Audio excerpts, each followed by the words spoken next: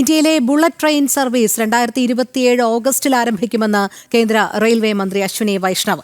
12 സ്റ്റേഷനുകളെ ബന്ധിപ്പിച്ച് മുംബൈ അഹമ്മദാബാദ് അതിവേഗ റെയിൽ ഇടനാഴി 508 കിലോമീറ്ററാണ് സർവീസ് നടത്തുക. എസ് ശ്രീകാന്ത് ചേരുന്നു. ശ്രീകാന്ത്, മോദി സർക്കാരിന്റെ കീഴിൽ റെയിൽ വികസനം ഇങ്ങനെ ഓരോ ദിവസവും പുരോഗമിക്കുകയാണ്. ഇന്ത്യയിലെ ബുള്ളറ്റ് ട്രെയിൻ സർവീസ് 2027 ഓഗസ്റ്റിൽ ആരംഭിക്കും എന്നാണ് നിലവിലിപ്പോൾ കേന്ദ്ര റെയിൽവേ മന്ത്രി അശ്വിനി വൈഷ്ണവ് വ്യക്തമാക്കുന്നത്. മറ്റു വിവരങ്ങൾ എങ്ങനെയാണ്?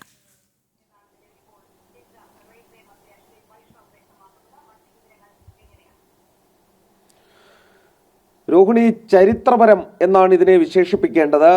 ഇന്ത്യക്ക് ഇതൊന്നും സാധ്യമല്ല എന്ന് മുൻകാല സർക്കാരുകൾ കരുതിയിരുന്നിടത്ത്, വിദേശ രാജ്യങ്ങൾ കരുതിയിരുന്ന സ്ഥലത്ത് ഇന്ത്യ ഇതാ മുന്നോട്ട് കുതിക്കുന്നു എന്നുള്ളതാണ് ഏറ്റവും പുതിയ കാര്യം. വന്ദേ ഭാരതിൽ ആരംഭിച്ച മോഡേണൈസേഷൻ പ്രൊജക്ട് ഇപ്പോഴിതാ എത്തി നിൽക്കുന്നത് ബുള്ളറ്റ് ട്രെയിൻ സർവീസിലാണ്.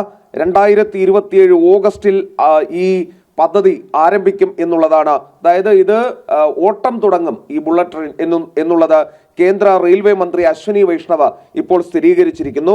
12 സ്റ്റേഷനുകളെ ബന്ധിപ്പിച്ച് മുംബൈ അഹമ്മദാബാദ് അതിവേഗ റെയിൽ ഇടനാഴി 508 കിലോമീറ്റർ സർവീസ് നടത്തും എന്ന് അശ്വിനി വൈഷ്ണവ് വ്യക്തമാക്കുന്നു. മുംബൈ, താനെ, വിരാർ, ബോയ്സൂർ, വാപ്പി, ബിലിമോറ, സൂറത്ത്, ഭറൂച്ച്, വഡോദര, ആനന്ദ്, അഹമ്മദാബാദ്, സബർമതി എന്നിവിടങ്ങളിലാണ് ഈ ബുള്ളറ്റ് ട്രെയിന് സ്റ്റേഷനുകൾ ഉള്ളത് എന്നുള്ള കാര്യം കൂടി പറയുന്നുണ്ട്.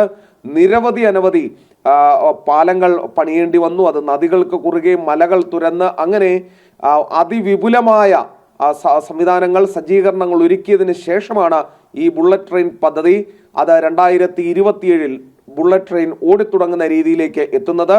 രാജ്യം വികസന കുതിപ്പിൽ, റെയിൽവേയുടെ കാര്യത്തിൽ വികസന കുതിപ്പിലേക്ക് നീങ്ങുന്നു എന്നതിൻ്റെ ഏറ്റവും പ്രത്യക്ഷ ഉദാഹരണമാണ് ബുള്ളറ്റ് ട്രെയിൻ പ്രൊജക്ട്.